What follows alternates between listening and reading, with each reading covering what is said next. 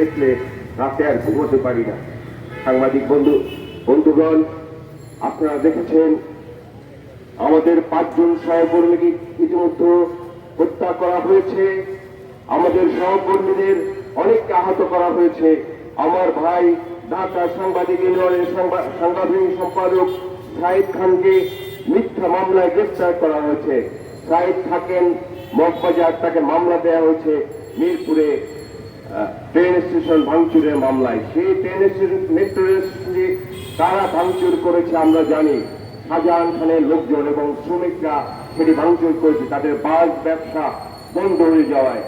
সংগ্রামী সাথী বন্ধুগণ, আপনারা দেখেছেন এই হত্যাযজ্ঞ চলার পরে কয়েকদিন ধরে শুধু ইকবালের জন্য শোক প্রকাশ করা হয়েছে।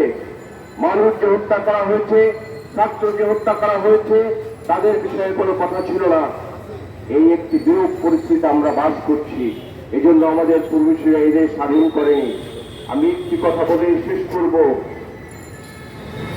আমি এই সমাবেশে অনেক আগে একবার বলেছিলাম, আমার বন্ধুরা অনেকে হাসাহাসি করেছিলেন, এই স্বৈরাচাররা পালিয়ে যাওয়া শুরু করেছে, অনেকে গেছে।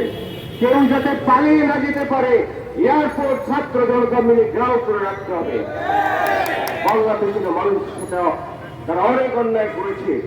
এরপর 56,000 বর্গমাইলকে তারা বদ্ধভূমিতে পরিণত করেছে। এর বিচার বাংলাদেশের মাটিতে হতে হবে। আপনাদের সবাইকে ধন্যবাদ।